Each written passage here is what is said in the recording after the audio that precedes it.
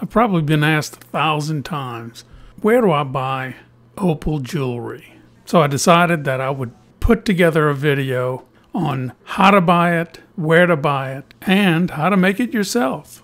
Now understand this. This is a serious video. Now, I make videos for two reasons. Number one is to give you important information, mostly about opal. And number two, to have a little fun. I occasionally do things that may seem a bit unusual. Some viewers consider these humorous. Others, probably not.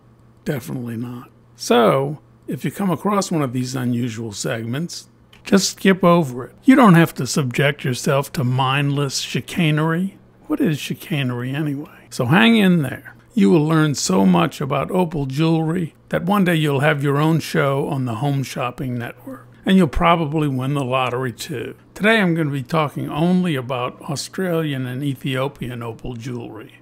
They account for about 90% of the world's sales, and frankly I just don't have time to cover any of the other great precious opals out there. You know I love them, but we'll get to them in another video, I promise. I like Mexican opal. I think I hear your mother calling, Sheila. Really? I believe so, Sheila. She's got your arms.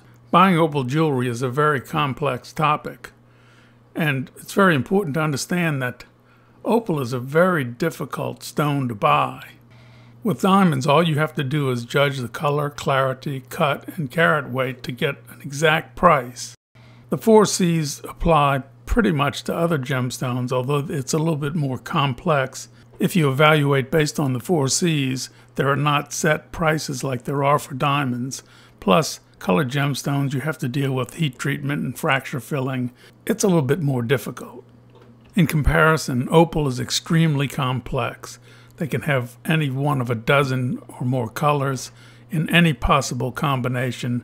There are specific patterns. Plus, you have to account for brightness, body tone, directionality, shape, size, and carat weight. It's a mess. But you do have to know which colors are more valuable, and I've got them listed there. They are red, followed by orange, followed by green, followed by yellow, followed by blue, and followed by purple. So let's go shopping for a stone. What stone are we going to choose? Well, there are choices here. You can either choose a colorful opal or one that's not brightly colored. I can hear you thinking it. What fool would want non-colorful opal? Well, as it turns out, what about these fools? Are they fools? We'll see later. Let's just look at the choices of colorful opal. Here they are. Incredibly beautiful, high-grade Australian opal remains the standard by which all others are judged. But it is expensive, very expensive, and there's controversy as to why. One factor is its relative scarcity, but there's still plenty of it in the ground, but you just have to find it.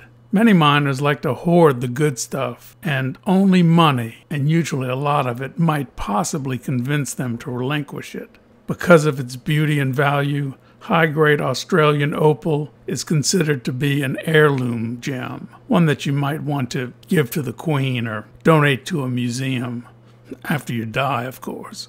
The best Ethiopian opal can go toe-to-toe with high-grade Australian. The two may be nearly identical in appearance, but Ethiopian has a few tricks up its sleeve, like highly colorful golden browns and unbelievable honeycomb patterns, something rarely seen in Australian opal. And yet, high-grade Ethiopian opal is unbelievably inexpensive because of the enormity of the deposits. There is a 1-meter thick layer that extends for miles in all directions from the place where it was originally discovered in the Wello province in northeast Ethiopia. I absolutely love opal doublets. All the beauty of Australian black opal at a fraction of the price. So just what is a doublet? A doublet consists of a thin layer of solid opal with a backing of some darker material, usually ironstone or black onyx or even black potch. I have used opal doublets to make some exquisite pieces of opal jewelry, and even though I thought that I'd seen the best, The specimens that I saw at the Tucson Gem Show last month were just mind-numbing. I'm sure you agree. Another of my favorites is high-grade Andamuka Matrix Opal. It is treated with sugar and acid, a tasty mixture, to turn nearly colorless stone black, causing the colors to pop out like fireworks on New Year's Eve. Synthetic or man-made opal is certainly a viable option when it comes to colorful opal jewelry. I covered the subject in a previous video and probably didn't do it justice. Most man-made opal is extremely beautiful and truly rivals the best of all natural opals as far as color is concerned. There are several types, some of which can mimic natural opal so well that it's almost impossible to tell the difference. Well, let's talk about this non-colorful opal. Number one on the list is Australian white opal. If you're an opal person, you might be asking yourself, who would possibly want this stuff? Well, the answer is the whole world. This is the largest selling type of opal in history. In the United States, when you say the word opal, many people don't know of anything except white opal. It's the opal that was in their grandmother's ring, and it's the birthstone for the month of October. And do you remember these people? How would they look with colorful opals? Let's see. Not too good. Remember them? Opals don't really work. Colorful opals only work for maybe 2 of them, maybe 3. They need white opal. It matches their clothes. It matches their shoes. White opal will always be popular.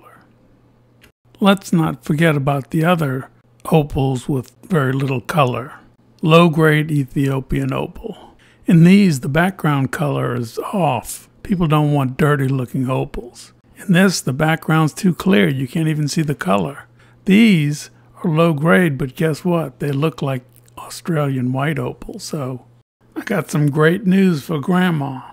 And don't think for 1 second that the synthetic opal market doesn't know about Grandma's white opal. Yes, they know, and they've been waiting for you.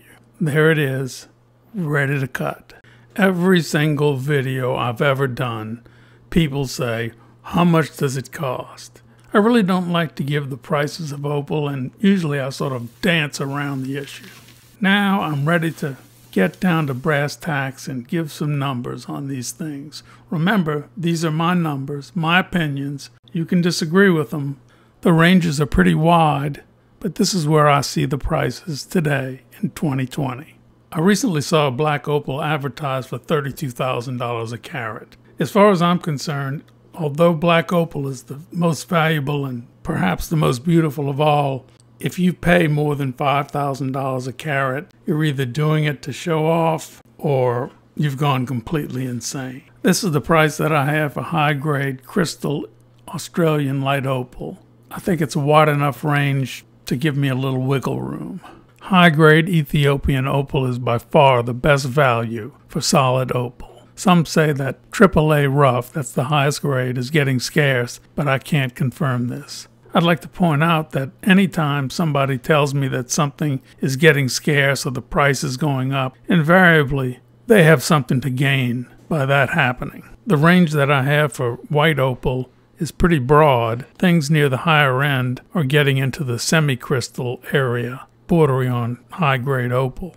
Opal doublets are not sold by the carat, they're sold by size, and the approximate price is 1/6 to 1/10 that of comparable high-grade opal. The only place that you're going to find an opal doublet jewelry is at a gem show, unless there's some in a retail shop that's being sold as solid opal. And you're not ever going to see matrix opal jewelry for sale. I have made matrix opal jewelry when I used to sell things on eBay, but those days are over. But you may be able to make your own. Low-grade Ethiopian opal has a low price. Big surprise, huh? But the white low-grade Ethiopian opal can be passed off as Australian white opal and command a higher price. Here's the deal. People who sell low-grade Ethiopian and man-made opal jewelry are looking to sell you the setting. The cost of the stone is fundamentally insignificant. The prices I've put on them are arbitrary. They're really just selling you the setting, and they need something to fill the hole in it. The next question you face as a jewelry buyer is, do I want a one-of-a-kind item or something that's mass-produced? Well, it's really based on how much you have to spend and how much you're willing to spend. Some opal jewelry is basically heirloom quality, and I've discussed that previously. Don't ever buy any jewelry because you think that one day it may be worth more than it is today. When you're gone, it will be sold for 1/10 of the price you paid for it, and that's a fact. One-of-a-kind opal jewelry may not be as expensive as you think, and mass-produced opal jewelry may be more than you're expecting. Before I go any further, I want to say hello to my fellow opalholic, Peter Hutchinson. And I also wanted to say hello to Nan, who helps Peter get his opal. Pete wanted to know how the Romans polished their opals. And I have an answer for you, but it's going to have to be in my next video. I can't stress this enough, but the most important thing whenever you're buying jewelry is make sure that the seller accepts returns. These are the places where you can buy opal jewelry. I had planned to go through these one by one, and I'm still going to do it, but I'm going to keep my explanation to about one sentence for each. Large chain jewelry stores sell overpriced, mass-produced crap. Individual stores and small chains can sell some very nice opal jewelry, but be cautious about how much you pay. Trade shows, that is gem shows, are a great place to not only shop for opal and opal jewelry, but to connect with others who also are interested in opals. The top jewelry selling cities in the world are Bangkok, followed by Jaipur, India, followed by New York City. You don't need to go to a special city to buy opal jewelry though. And the jewelry stores in the big cities in Australia all have fine opal jewelry, but I have no idea what their price structure is. I must admit that I've seen some very nice looking opal jewelry on one of the shopping channels, but I don't know who the seller was, and the buyer should beware. There are thousands of online sellers of opal jewelry. I cannot vouch for any one of them, but the same rules apply that apply elsewhere. I like to buy things on the internet more than most people that I know, but when you're buying opal jewelry, you have to see it in person, which means they have to send it to you, you have to like it, and if you don't like it, it has to be returnable. Simple as that. I have one last warning. Beware of jewelry that has a closed back. If you can't see what that stone is all the way through, you have no idea what it is or what it's worth. And the only way you can know is by taking it out of the setting. To have it appraised, it has to be taken out of the setting. And to be honest, most jewelers don't want to bother taking something out of the setting. So, items of jewelry with a closed back are a real gamble. More for you than for the seller. Well, we've come to the end of another fun-filled session. I surely enjoyed this, and I'm sure you do too. I know you're asleep right now. That's why I said that. I appreciate you watching. Hit the like button, the subscribe button, the bell, all that other stuff. And I am aware of the fact that I was not able to show you how to make your own opal jewelry. I will do that in a later episode, I promise.